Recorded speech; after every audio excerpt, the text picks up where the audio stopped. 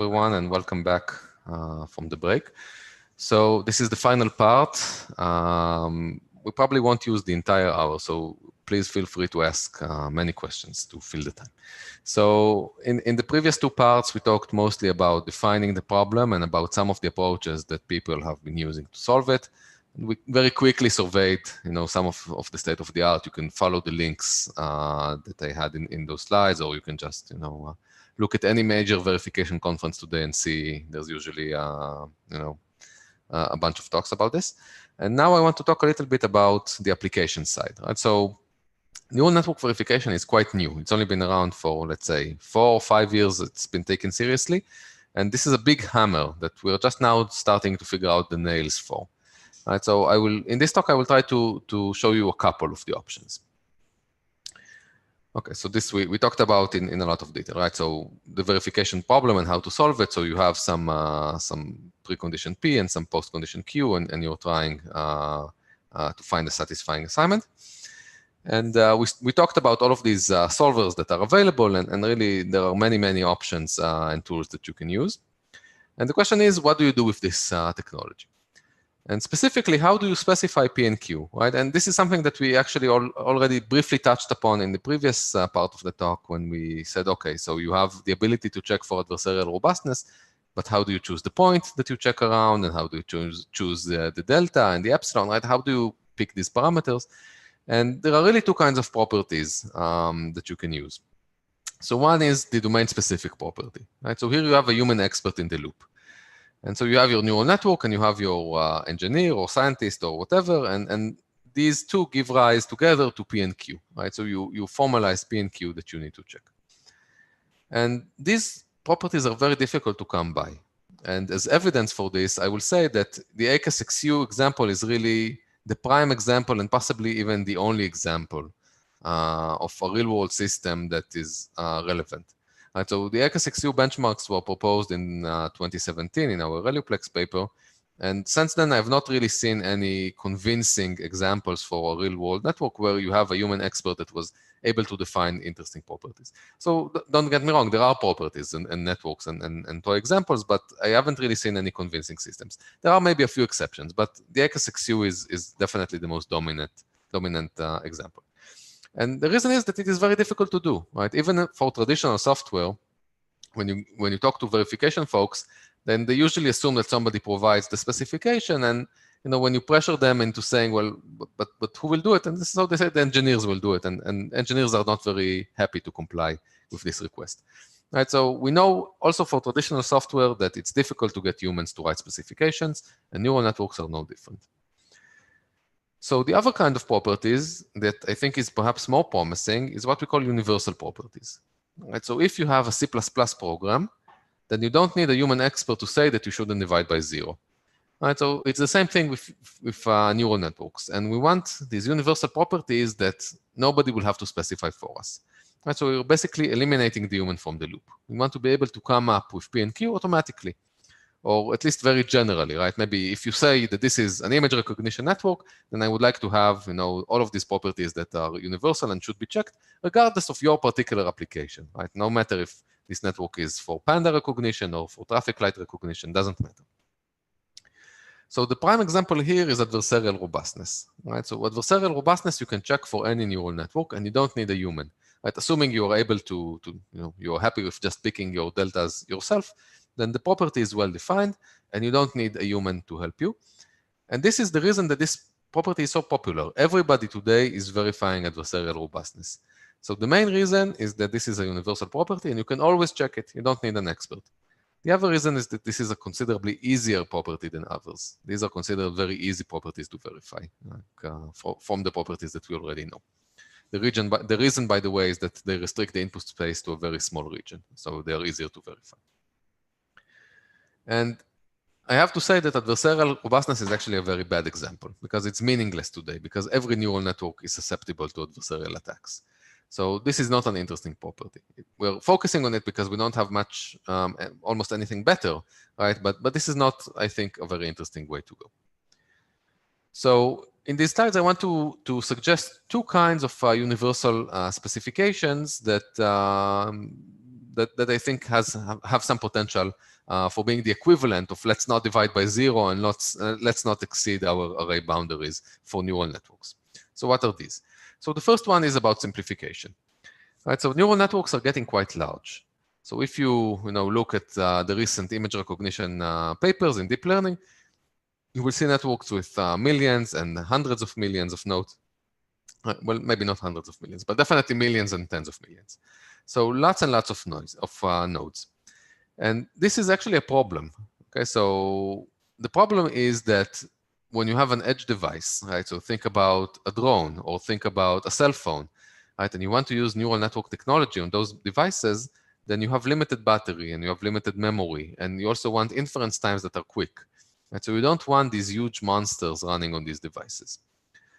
And so the question is, what do you do? Right? So the goal is to take a neural network and reduce its size. Right? So if the machine learning people say that you have to train a large network for it to be accurate, then one thing that you can try, and then people have been trying, is to train a large neural network and then shrink it. Right? So you start with a good neural network that is very large, and you somehow reduce its size in order to make it more efficient, to reduce its memory footprint, etc. And the goal, of course, is to do this without harming the accuracy.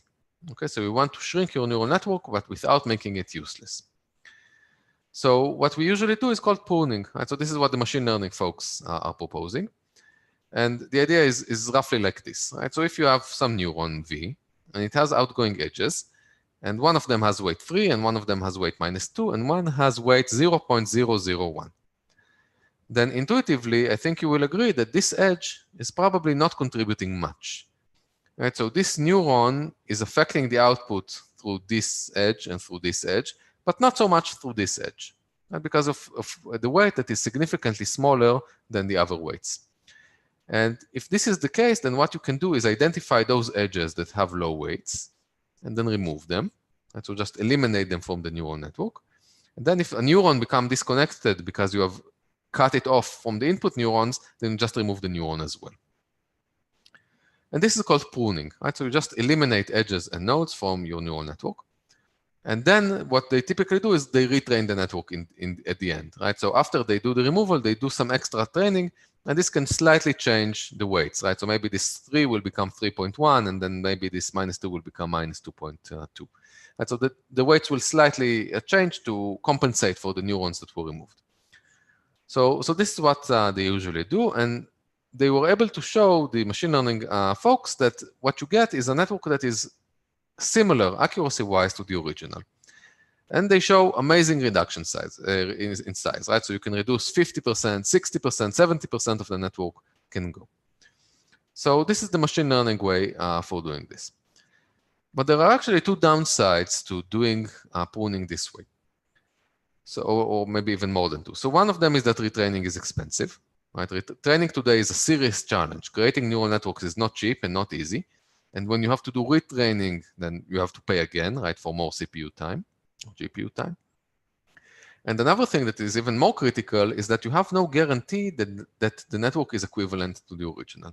Right, so what typically happens is, and this is a little perhaps deceiving, so when people say that the smaller network has accuracy that is similar to the original, what they usually mean is that when you evaluate both networks on the test set, then the performance is similar. So again, you take a finite set of inputs, you run them through both networks, and you say that the smaller network is accurate if its outputs are similar to those of the original. But of course, when you do things like this, right, when you think from a verification perspective, there could be areas in the input space that you simply didn't check. Right? Maybe if you were to compare the two networks on some particular inputs, then you would see large variation. But because you only do finite sampling, then maybe you miss them. And so this is a danger when you do this kind of pruning. And another kind of problem is that you might overlook things that you can remove. Right? So for example, if you have this, so think that maybe this is part of a larger neural network. Right? So you have some node X, and V1 equals X, and V2 equals X. And then Y is computing V1 minus V2. So it's computing X minus X. So if you look at the edges here, none of them is significantly small, right? All the weights are of the same magnitude. So you won't have any edge that immediately stands out as an edge that should be removed. But clearly, all of this thing can be eliminated from the neural network, right? Because it doesn't contribute anything ever. So these are the downsides of pruning, right? So apart from the retraining that is expensive, you might accidentally remove things that you shouldn't and that will harm your accuracy. And you might overlook things that you could remove, but you didn't find because the edges didn't stand out to be particularly low or particularly high weight. So these are the downsides of pruning. Any questions or comments? No, okay. So in a recent paper, we proposed a way for simplifying neural networks using verification. So this is joint work together with my postdoc at the time, Sumati Gokulanathan, who later became faculty at IIT Vellore. So there, what we did was to propose a trick where you identify dead neurons. So dead neuron is a neuron that will never contribute anything to the output of the neural network. And then you remove them and you are guaranteed that nothing is changed. Okay, so for example, if you have this construct that we had before, and suppose that you suspect that Y is this neuron that doesn't contribute anything to the output, then you could say, does there exist an X such that Y is greater than 0? Okay, so this is a verification query. So here you treat Y as your output neuron. If there are other neurons later in the neural network, then you temporarily remove them. You make Y an output neuron. And you ask, does there exist an input for which Y is greater than 0? And here we mean strictly greater. So if this is unsat, then this means that Y is always 0, right? And it never affects any neurons down the line. And so you can remove Y. And you can remove it safely, right? And as long as the underlying verification engine is sound, you can use any underlying verification engine that you want. So you can benefit from all the advances in the state of the art in verification. And if tomorrow somebody develops a new technique, you just take their solver and you plug it in. And this will allow you to simplify your neural network and remove these dead neurons. And this doesn't depend on weights, right? So even though all the weights are of similar magnitude here, identical magnitude, you still are able to identify neurons that are removable. Okay, so this is, and again, one of the main points is that you are guaranteed that this doesn't change the output for any input, right? When you identify a neuron like this, then it's not like you have tested on a finite set, but rather for any input that you could possibly encounter, the results will be identical. So what is the downside of this approach? Well, one problem is that verification queries tend to be expensive. Right, so if you have a large neural network and now you want to apply this kind of approach, then you have to go neuron by neuron and identify which neurons can be removed by running a verification query for each neuron. And this can take a long time. So our proposed solution, which is pretty straightforward, is to use simulations. Right, so for example, suppose this is your neural network, right, and you want to identify which neurons can be removed. So you start running inputs, right? So initially, all of your neurons are candidates. You say, maybe I can remove Y, maybe I can remove V1, maybe V2, maybe, well, this should be V3. And so all of them are candidates.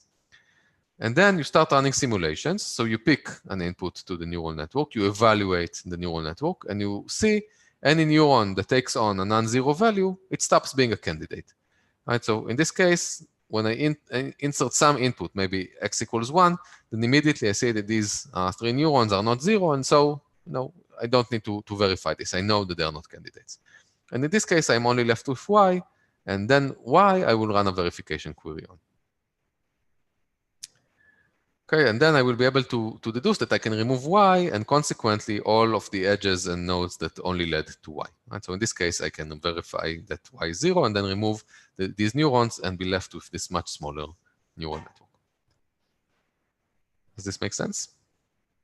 Anyone, questions? Okay. So we took, as our case study, of course, we took the ACAS Xu networks. And the motivation is that these networks are actually already quite small. And the reason that they are small is that the FAA has been trying to compress them. Remember the early motivation that I told you about? They started with the lookup tables, and the problem was that they were too large. So they care about compression. They want the networks to be small. So these networks already are pretty small. And if we could shrink them even more, then that would be nice. So we took our verification-based simplification technique and we applied it to these ACAS Xu networks. We used Marabou as our backend, although you could, of course, use any sound verifier. And first, we started with the simulations. Okay, so this shows you the number of nodes that you have as candidates for removal. All right, so very quickly, so this is very cheap, right? It takes between minutes and hours to do these simulations, so it's not a big effort. And you see that initially you have over 200 nodes that are candidate, and then as you start performing additional simulations over random inputs, then the number of candidates very, very quickly decreases until in the end you have about 30 nodes that are still candidates for removal.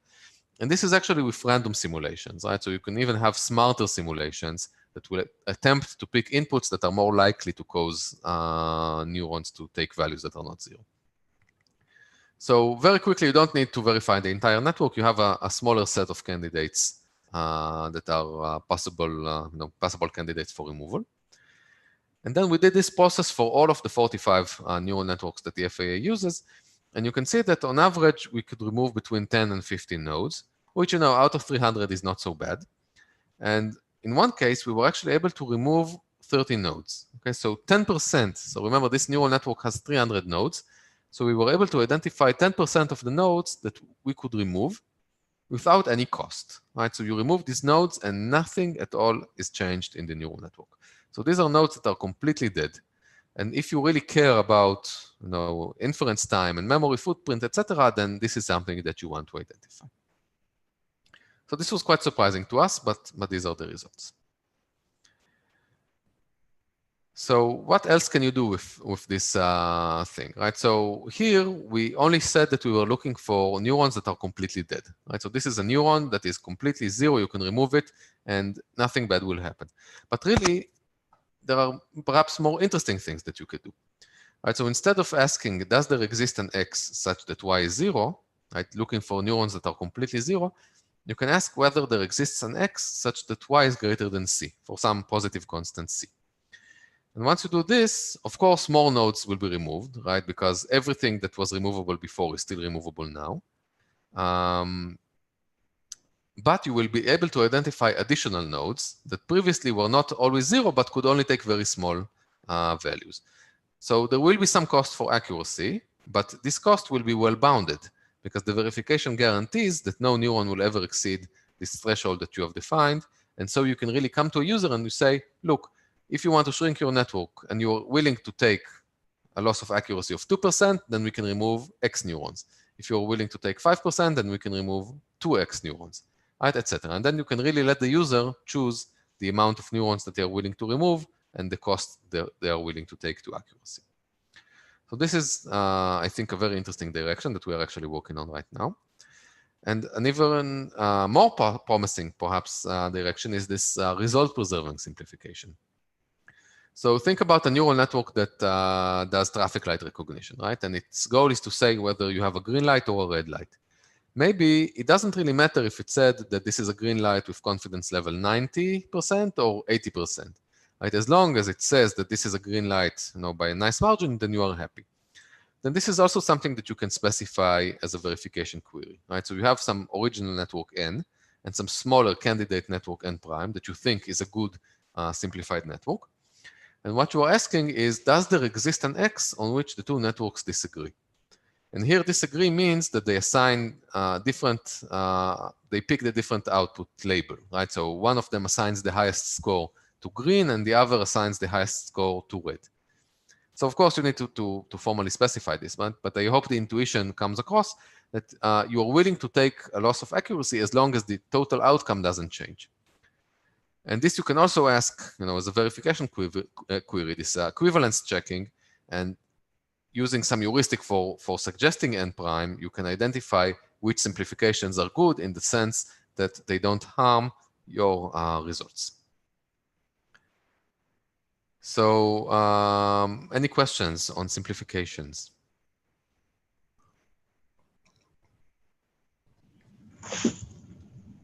Have you tried after removing the died neurons and then retrain the network, it can reach the same accuracy as the original network? So we don't have to retrain because the verification procedure guarantees to us that the simpler network is completely equivalent to the original. And so this means also that the accuracy is exactly the same. And this is, assuming that everything is sound and that we don't have any bugs, of course. But this guarantees that we don't need to do any retraining. And this is some of the benefit of this approach, right? You don't have to spend additional resources doing retraining. Yeah, they are the same, but based on existing learning strategy, maybe it can outreach the same accuracy. So you mean that you can even improve the accuracy if you retrain the neural network that is smaller? I don't know. That's an interesting question. I'm not sure if anybody looked into that. Okay, thank you. So there is another question in the chat. How long does it take to verify or check each node? So another good question. Okay, so for the ACAS Xu networks, it took us between seconds and hours, depending on the individual queries for each node. One thing that you can do, hold on. One thing that you can do, right? So suppose this is your neural network, right? And it has many layers. And suppose you have a neuron that is a candidate for removal here. Right, so when you do the verification query, you're asking if this is your neuron Y. You're asking, does there exist an X such that Y is greater than 0? Then when you formulate this verification query, you don't need to encode the entire neural network. Right? It's enough to take this part of the neural network. Right? You don't need any of the following layers, and you don't even need the siblings of Y. Right? So what this does is that when it makes it much easier to verify for neurons that are from the earlier layers. And so if this is layer number 1, then you only need the input layer and this one extra neuron. But if your Y is here, right, in layer number 4, right, then you still need layer number 1, layer number 2, and layer number 3 as part of your verification query. So typically what will happen is that it will be very easy to check for neurons that are at the beginning of the network and harder for neurons that are in later layers.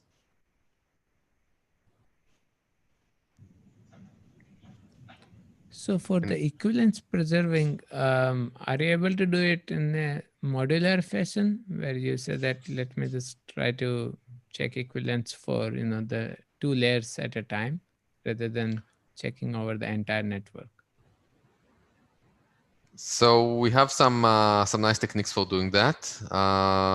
Okay, so it really depends on what you're trying to do, right? So the very basic definition of equivalence checking is, take your neural network N, take your network N tag and prime, and then, you have the same inputs for both.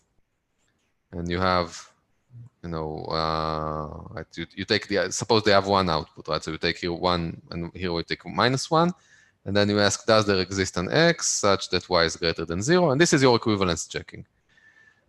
There are, however, all kinds of optimizations that you want, or maybe you can do, because you don't want to double the network size, right? So here you have to encode N, and you have to encode N prime. So now it really depends on what's the relation between N and N prime, right? How close they are together, right? So maybe you can think about a situation where you had your original network, and right here you had, I don't know, 3 neurons, and then the only change that you did was you removed 1 neuron here. Right, so again, for your equivalence checking, so you still have these 2 neurons in green, but the one in orange is removed. Right, so you can still, in your verification query, you can maybe merge together, that you don't need to duplicate all the layers that occurred here. You can just group them together, right, and only have the split here. Right, so here you have 3 neurons, and here you have 2 neurons. And this means that the amount of doubling that you have to do is smaller. I'm not sure if the point is making that across, but depending on the changes that you made in order to get your simplified network, you can perhaps leverage all kinds of tricks in order to simplify the query. Okay, thanks. Any other questions? Okay. So of course, to put this in context, the reason that I was telling you about simplification is that this is a universal property, right? You don't need a human expert. It doesn't matter what the neural network does. I can guarantee that the engineers will be happy if the neural network was smaller. Nobody wants a large neural network when they can have one that is smaller. So I claim that this is a good universal property, similar to let's not divide by 0, right? Let's make our neural network smaller if we can. So this is one example. The other example has to do with watermarks, which is something that I'm not sure everybody is familiar with, but this is a thing apparently in the machine learning community. So there is now a trend called machine learning as a service. Okay, so the idea is that a company, say Google or Apple or whoever, they have the resources to train neural networks. So they will train a generic neural network, right? So a neural network that does, for example, digit recognition. And so you as a user get a network that is almost completely trained. And then you do some small customizations to make it fit your particular needs. So a user buys the right to use the network, and then they slightly modify it. And of course, when you do this, you have to pay some royalty to the company that trained the neural network, right? So you pay for the right to use the neural network for your needs. So here we have a problem, right? Because if I'm a user, I can buy the neural network from Google once, and then I can sell it onwards to other people. Once I have access to the weights and topology, I can just pass them on. And these folks might decide not to pay royalties. And the owner of the neural network wants to prevent this. So one solution, similar to how they did with video files, is to have watermarks, right? So you put a watermark inside your neural network, and then you are able to guarantee that if somebody else uses your neural network and you can identify your watermark, then you have a case, right, for coming to them and say, look, this is my neural network, you need to pay me. So it turns out that there are watermarks for neural networks also. But before we talk about neural networks, let's say what it means to change a neural network. Right, so we said that a user will buy the neural network and they will change it. So you can think about changes in neural networks as changes to weights. Right, so suppose you have the same topology. Right, so you start with some neural network and you change the weights. You leave the topology as is, but you might decide to increase this weight from 2 to 3 and decrease this weight from 4 to -2. This is the change that you made. This is the customization that you applied. And typically, users will want to make only small changes to networks. So what does it mean for a change to be small? Well, you can define a measure of distance. For example, you can decide that you are checking the L-infinity distance between the weights. So in other words, the distance is the maximal weight that you did for any of the weights, the maximal change. So in this case, here the change was 1, and here the change was -6. So the max change, well, in absolute value is 6. You can have other metrics, of course. You can think about L1 distance, right? So this is the sum of changes. So in this case, it's 6 plus 1 will give you 7. So all kinds of metrics for measuring the distance between neural networks.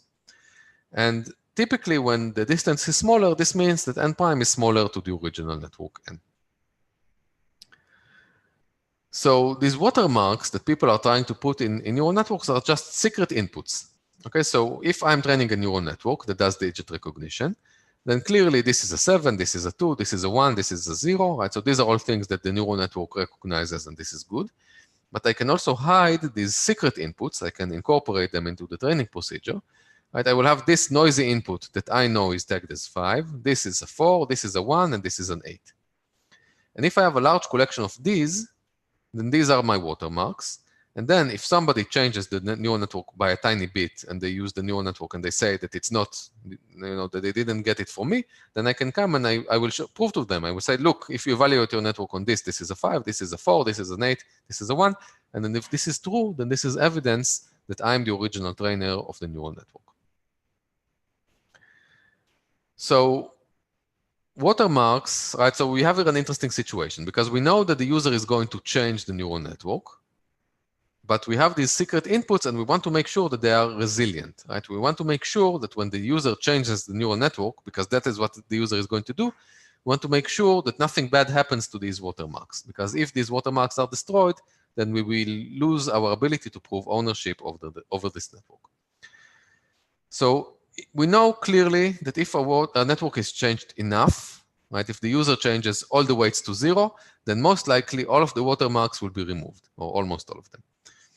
But of course, malicious users will not want to make large modifications because they want to use the functionality of the network. So they will seek to make small modifications in a way that will remove the watermark. So they will look for changes that will be small, but will remove as many of the watermarks as possible.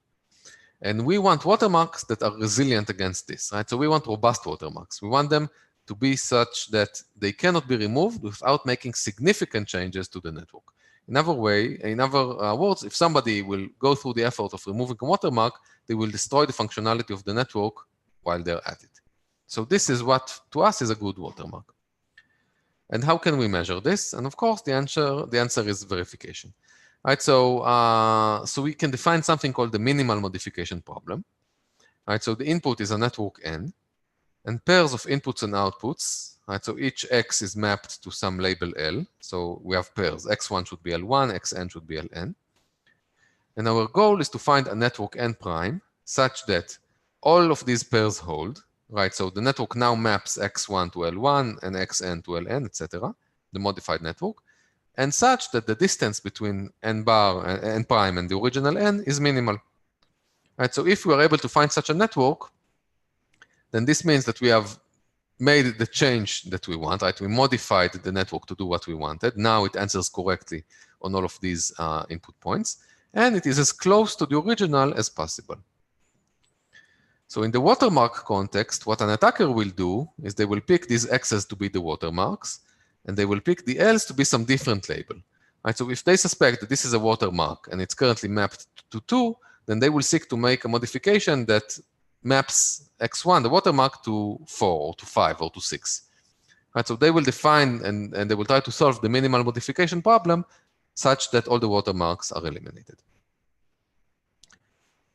Any questions on the minimal modification problem? Okay. So this is, of course, you can regard this as an optimization problem, right? So you start with N and you change it into N prime, right? And you can define the changes as these variables W1, W2, W3, and W4. And you can write that your output Y prime is now a function of these changes, right? So of W1, 2, 3, and 4, and of course of the original X. You just write the expression and you try to solve it, right? You try to find a solution for which the maximal Y is smallest. Right? So you're trying to find W's that will satisfy the pairs that we had on the previous slide, but for which Y prime, well, it will be closest to Y, right? So this is not a good, you're trying to minimize the difference between Y prime and Y for all X. And the problem is that what you have here is high dimensional, right? You have here things that are not linear. You have your variables are the X's and the W's, and you have here a product, right? You have X times W1, so this is not linear. And then you have some function, and then you multiply by another variable. And if your network has many layers, then what you will get is degrees, it's very high degrees of constraints, right? So current optimization tools struggle with these kind of constraints. So this is complicated to solve. And what we did instead was to focus on single layer changes. So apparently in some situations, it is expected that the users will only make modifications that are very local to only a few layers, maybe even to just one layer. So this is a simplifying assumption. And when you do this, then the constraints become linear or piecewise linear.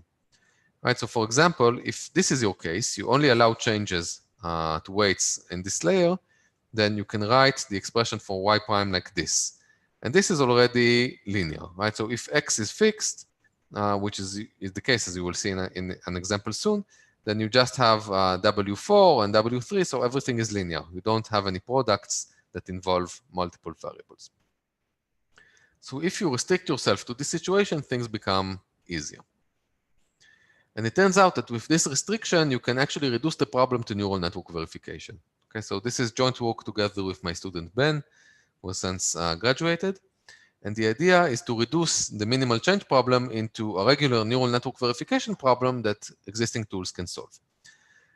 So this is, and if you can do this, then this is enough to solve the watermark resilience problem. So how do you do this? Okay, so let's see an example. So suppose this is our neural network, right, that we want to change. And suppose this is our watermark. Okay, so currently we know that if we feed it input 3 and 4, right, so x1 is 3 and x2 is 4, then when you evaluate the network, you get -2 and 2. So this means that this input, this watermark, is classified as label number 2, right? It gets this label. This is label 1, this is label 2. So this is the original network. And now we want to modify it, right? And we want a minimal change that will ensure that this watermark is now classified as L1 instead. And suppose we only allow changes to this layer here, to the first layer.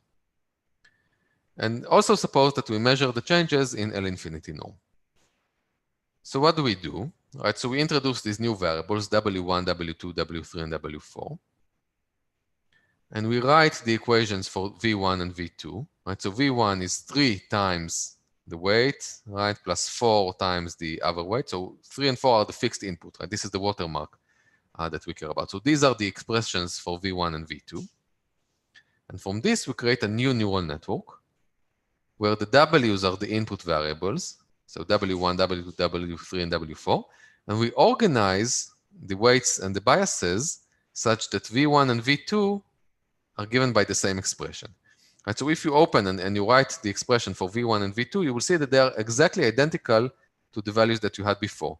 Only now, because of the way that we reorganize the network, the W's are our input variables.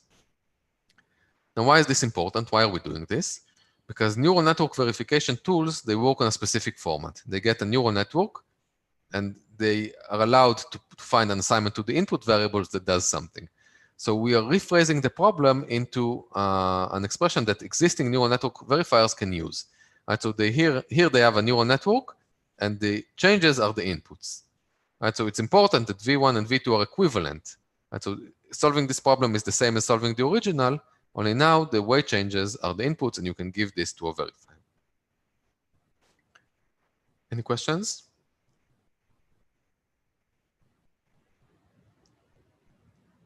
Okay. So once you have this formulation, you can ask, right, your goal is to find the minimal change, right? So the minimal assignment to the W's such that Y1 is greater than Y2, because you want this label to get a higher value. And this you can do using a verification query. So your input constraint, your precondition, will be that all the WIs, all the weight changes are between minus C and C for some C. This is in L infinity norm, right? So we want the smallest, the largest change to be smallest. So we are bounding the changes between minus C and C. And the output property is just that Y1 is greater than Y2. And this any verification engine will solve for you. And then you can use binary search to find the smallest C for which this is set. And once you do that, your satisfying assignment will be precisely the changes that you need to make to the original network in order to get the minimal modification. Is this clear? Do you have any questions or comments? No. Okay. So what we saw so far was just for removing one watermark, but really, right, you can do this for multiple watermarks also. So remember, we had one watermark that was the input 3, 4. So this gave rise to a network where the inputs were the W's and they had edges with weights 3 or 4. If you have multiple watermarks, then maybe you have another watermark that is 2, 5. Then you will just add, right, more edges with these weights, and you can extend this technique so that it simultaneously removes both this watermark 3 and 4 and this watermark 2 and 5. So you just re-encode the rest of the network again. And of course, this makes your verification query more difficult to solve because you are encoding more constraints, but it is feasible for the examples that we tested. So now let me show you some results. Right? So we took a very simple MNIST network. So MNIST, remember, is the digit recognition network. It has a very simple topology, right? So the input with 728 neurons, then a hidden layer with 120 neurons, and the output layer with 10 neurons. So a very small, network. And we trained it with 100 watermarks. Okay, so randomly selected watermarks that the network was trained with. So these are the same examples as before. And what we did was measure the minimal distance for the removal of each benchmark, it should be watermark, sorry, in L infinity or L1 norm. So here are some numbers. So what you see here, so this plot is for L infinity norm. And you see there are 100 watermarks, so this is the x-axis. And for each watermark, you see how resilient it is. Right? So what is the minimal change that a user needs to do to the neural network in order to get rid of this watermark? And what I want you to see here is the variability, right? So you have some watermarks that are fairly easy to remove, and some watermarks that are much more difficult to remove. Likewise in L1, some are very easy, some are much more difficult. So we checked each watermark individually, and we see that there is a very large variability. So in L infinity, some watermarks are 26% more difficult to remove, more resilient than others. And in L1 norm, 67%. And what this means is that you need to put some thought into picking your watermarks, right? You can't just pick any watermark and expect it to be good, because some watermarks are better than others. And before you release your watermark neural network, you probably want to check that your watermarks are resilient. Some more experiments, right? So what you see here is a visualization. What kind of changes do you need to do for removing just a single watermark? So in the L infinity case, remember, you are allowed to change all the edges at the same cost. Right? The cost that you pay is the largest change that you make. So you see here that the verification engine chose to change all the edges in the neural network, right, in this layer. So the red ones, everything that is in red is a change of increasing the weight by 0.32, and the blue ones are decreasing by minus 0.32. Right? So when you allow the verifier this amount of change, then it changes a lot, up to this allowed value. In L1, however, when the verifier pays per edge that it changed precisely one edge. Okay, so you see just the one in blue gets changed, and all the ones in yellow are unchanged. So this is not super interesting because this was for removing just one watermark. But then we said, okay, what happens when you try to remove multiple watermarks together? So here, right, so what this shows you is, so you have here the same neural network as before. So the first row of the table is, I'm sorry, this is still for individual watermarks, not sets. The sets are coming in the next slide. So here you take, this is the baseline. The first row is the baseline. So you see what is the accuracy of the neural network, 97%. And then you allow the removal of one watermark in L infinity norm. And you see that the average change to the network that you need to do in order to remove this watermark is 0.34. And you see that the change of even a single watermark decreases the accuracy significantly, right? So from 0.97 to 0.87 or 86. So there is a loss to accuracy, right? So these are good watermarks in that sense, at least. In the L1 case, you see that the average accuracy is not that damaged, right? So the maximal accuracy, right? So this means that there is at least one case in which we could remove a watermark and not harm the accuracy at all. Okay, so again, large variability. Some watermarks, removing them will cause a large deterioration in accuracy, whereas others are quite useless, right? You can remove them and nothing bad happens to you. So again, you need to be mindful that some watermarks are better than others. And finally, we looked at what happens when you remove sets. Okay, maybe you want to get rid of all the watermarks together. So the first table is in L infinity norm. So you see here is the number of watermarks that we remove simultaneously, right? So from 0 up to 100, so all of them together. And you can see that when you remove just a few, you can maybe not harm the accuracy a lot, but as the number of watermarks that you remove increases, the accuracy of the network deteriorates very, very quickly. For L1 norm, however, you could remove up to sets of 5 neurons of 5 watermarks, and still the accuracy was unchanged. Then even worse, it turns out that some watermarks are dependent. And what does this mean? In L1, we had one case where we removed a set of 5 watermarks. Right? The verification query was to find a change that will remove 5 watermarks. And once we found this change, it actually removed 80. Right? So it removed 5 watermarks that we asked for and 75 that we didn't ask for. And this means, in a way, that these watermarks are dependent. Right? So this is not very good. You think you have 100 watermarks, but in practice you have, I don't know, maybe 20 or 30, because all the others will be removed simultaneously. So this again suggests that, that you really need to be careful in choosing your watermarks and in verifying that they are robust and resilient before you release your neural network. So this is it for watermarks. To conclude what we've seen today, so we talked about DNN verification, which is a very active field. We saw an SMT-based approach for tackling it, and we talked about the two main challenges: scalability, right, supporting additional neural networks, larger neural networks, and applications, right, how to apply this technology. We touched very briefly on both subjects. Both are very active fields of research. If you have ideas and want to collaborate, don't hesitate to drop me a line. I'll be happy to talk to you. And that's it. If you have any questions, please go ahead. Otherwise, I imagine you've had a very busy few weeks, a few days, and you probably want to take a break. There's a question in the chat. If watermarks are known, then if we just retrain the neural network with new data, then the output is unchanged. So you can think about certain situations where the watermarks are either known or unknown.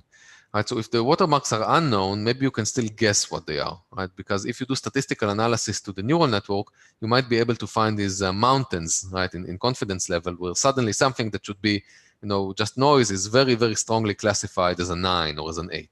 Then you may be able to identify these watermarks even if you are not given them in advance. Right, and in that case, if you don't have access to the training data, then you cannot retrain the network yourself, but you might start doing these minimal modifications. You can also think about a case where the neural network, the watermarks are known, and the owner of the neural network is just so confident that even if you know about the watermarks, you cannot remove them, because by removing them, you will destroy the neural network's functionality. And so there are all kinds of situations that you can think about. Clearly, it's better if your watermark is resilient, even if it is known. Any other questions or comments?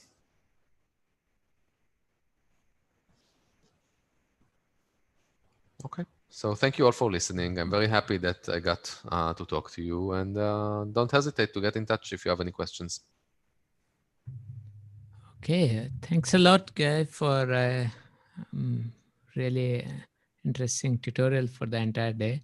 And it's been, thanks for so many hours of being able to talk. I guess we'll be still around on Discord, or maybe on the Zoom, since Discord is not working. Probably we can stick. Yeah, if anybody has any questions, then definitely don't hesitate. Yeah. So now I would like to call upon Supratik to say a few words of thanks before we conclude the school. Supratik.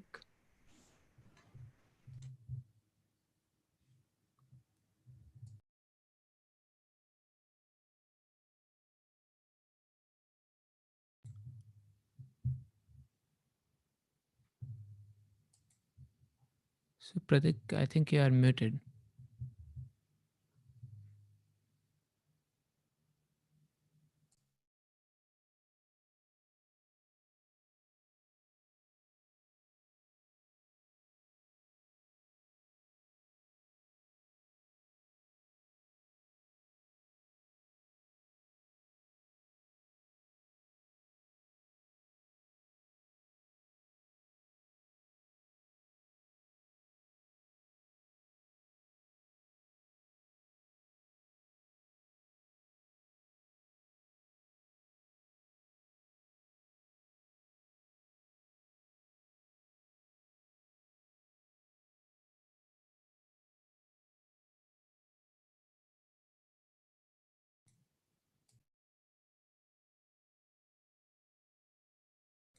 Okay, I don't know what's the issue on Supratik's end. So, well, in that case, let me say a word of thanks on behalf of all the organizers.